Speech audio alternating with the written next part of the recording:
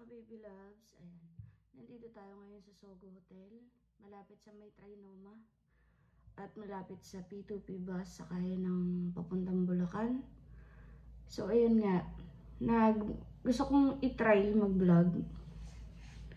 At saka gusto ko rin na ikwento yung ano ko ngayong araw na to, January 24, 2024, yung ginawa sa akin na mga test. Meron tayong tinatawag na papillary thyroid carcinoma, stage 1 po. Pero totally wala na akong thyroid. So ayun na nga, nag-undergo ako ng surgery year September 2021. So after kong ma-surgery, nag-undergo naman ako ng radioactive iodine therapy year 2022 February and 2023 of February. So sa makatuwid ngayong araw na to, actually hindi ko talaga siya na-gets na ngayong araw na to pala may radioactive din akong iti-take. Hindi ko lang siguro talaga, ang mali ko lang talaga, hindi ko siya natanong kung para saan yung gamot. So hindi nakapag-prepare yung utak ko na kailangan ko pala ma-isolate ulit. Pero yung ano naman na yun, yung gamot naman ay hindi pa talaga therapy. Bale, radioactive din siya.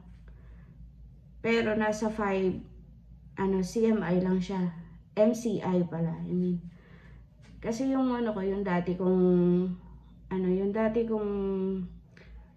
mga naging therapy, yung radioactive iodine therapy, nasa 100 CMI, tapos yung pangalawa nasa 150 CMI. Pag ganun yung therapy na gagawin sa'yo, kailangan talaga naka-confine ka for about 1 week. Kumbaga, pinakamaikli na is 5 days. Kung hindi ako nagkakamali. Kasi ako, kadalasan 5 days. Yan. So, ayun na nga, kanina, ang alam ko talaga na gagawin lang i-scan ako. Whole body scan. Bukas pa raw yun. Kaya 3 days ako nandito sa Manila.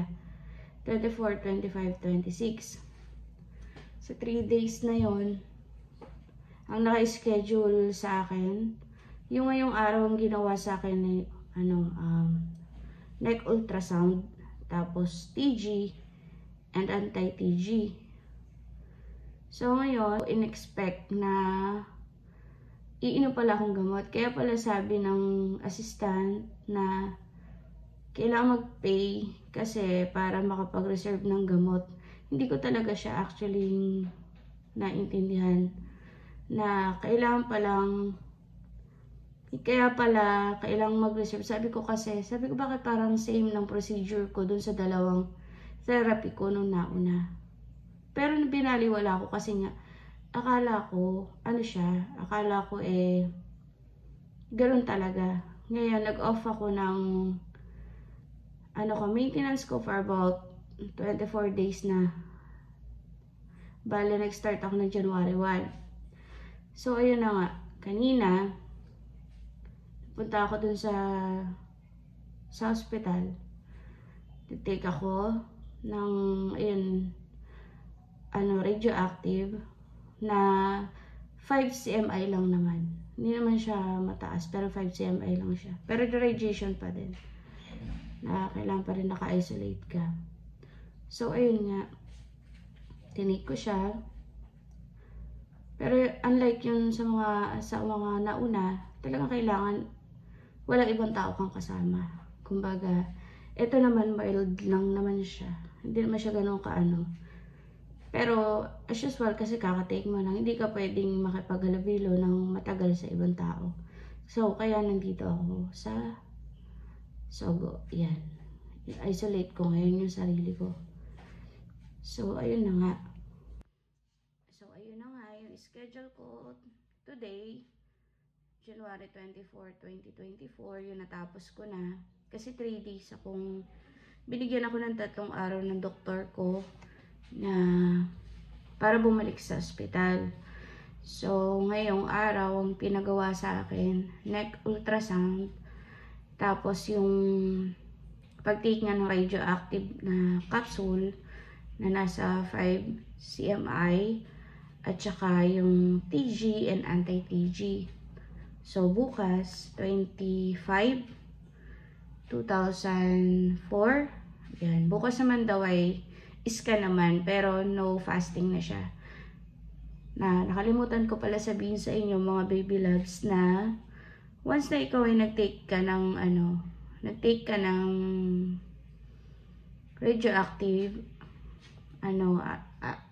radioactive, kailangan naka-fasting ka. So, ito yung pinakamaikling fasting na pinagawa sa akin kasi 2 hours lang siya. Bale, schedule siya ng 7 AM to 9 AM. So, bukas, second day, scan daw yung gagawin. At saka sa mga susunod pang araw, yun sa 26. So, ayan nga. Wala, gusto ko lang i-share yung konting journey ko about sa papillary thyroid carcinoma. Kasi nga, lalo pat sa hirap ng buhay ngayon, napakahirap magkasakit. Actually, yung case ko,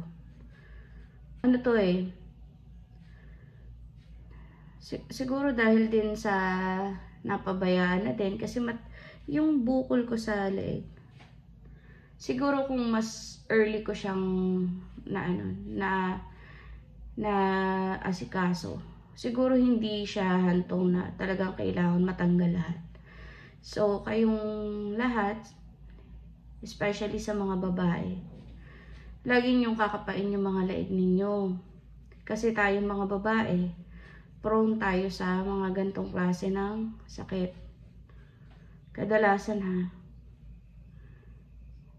napakahaba na ng, kung ikukwento ko, makakaubos tayo ng ilang oras.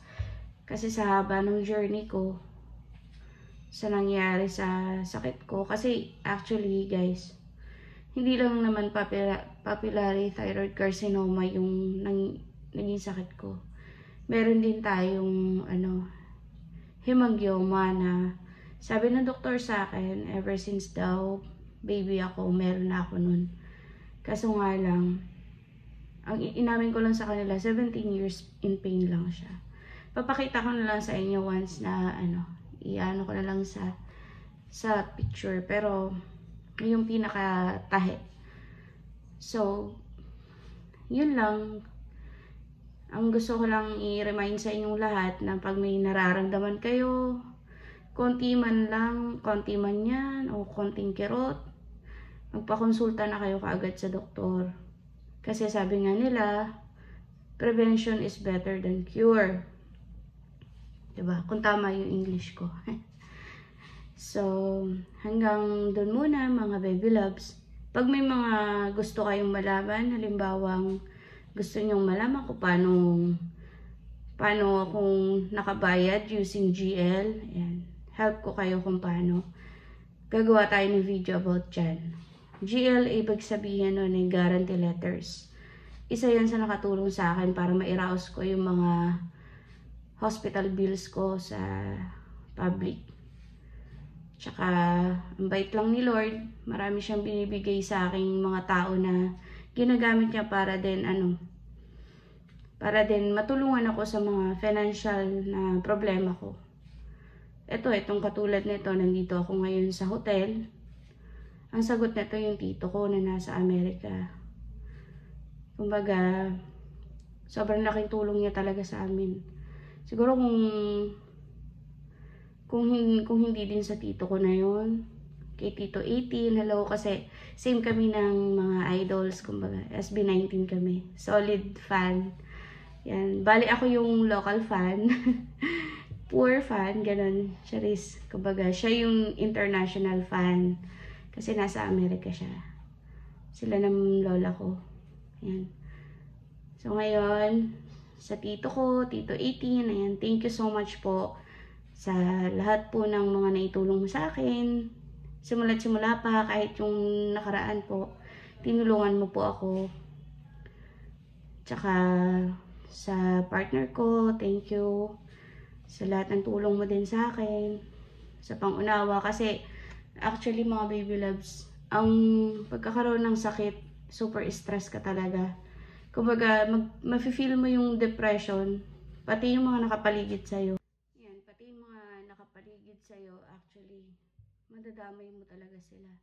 Kumbaga, pag nakaramdam ka ng lungkot, syempre, dahil mahal ka nila, malulungkot din sila para sa'yo. Ganun.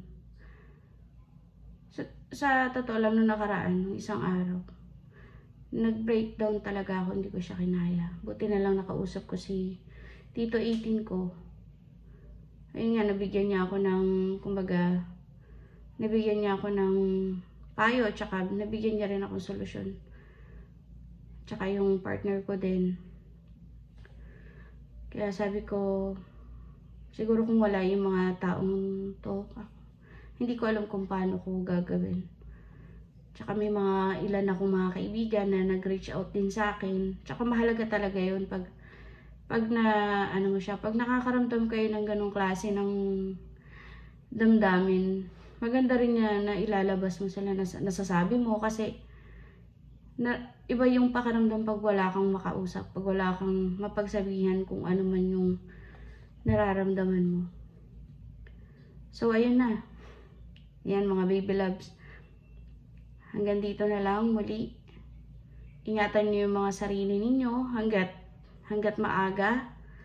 Magpa-check up kayo sa doktor dahil hindi po biro ang magkasakit, sa totoo lang. Kumbaga, hindi siya, kumbaga isang test lang, libo na yung gagastusin mo. Kaya ngayon pa lang alagaan niyo yung mga sarili niyo para na lang din sa pamilya niyo, sa mga nagmamahal sa inyo. So hanggang dito na lang guys.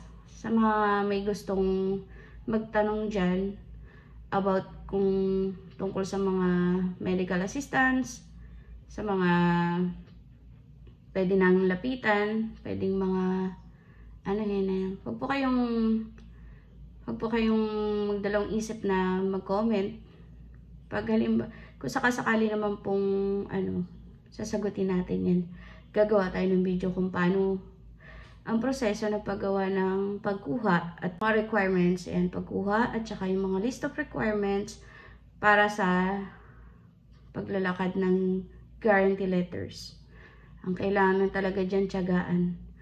Hindi siya yung tipo ng lalakad ka ngayon, meron na agad. Hindi po siya ganun. Kalimitan, ang pinakamaagang nakakuha ko ng GLE is 3 days. Yan. Sa congressman namin, si Congressman Clayto. Nung year 2022.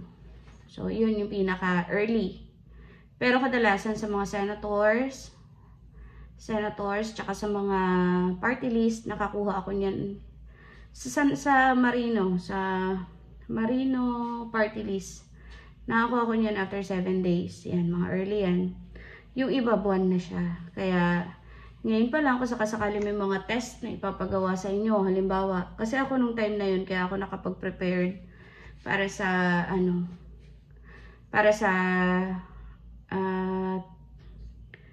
radioactive iodine therapy ko, nasa worth 60,000 at 70,000 siya. Tsaka ito pa pala mga baby loves, kapag nagpa-radioactive iodine therapy kayo dito sa lung center, half lang mababayaran ng guarantee letters. Kailangan may nakaredy pa rin kayong pera. I mean, half ng professional fee ng doktor lang ang mababayaran nyo using guarantee letters. So, halimbawa, ang professional fee ng isang doktor ay 25,000. Kalahati ng 25,000 cash, kalahati ay yun, guarantee letters. Pero malaking tulong pa rin, diba? Kaya, ayun. Yan, sa mga gusto kong magtanong, huwag po kayo mahiya. Yan. Gagawan po natin yan ng video kung sakasakali. Mabuhay po kayong lahat. Maraming salamat. And God bless po.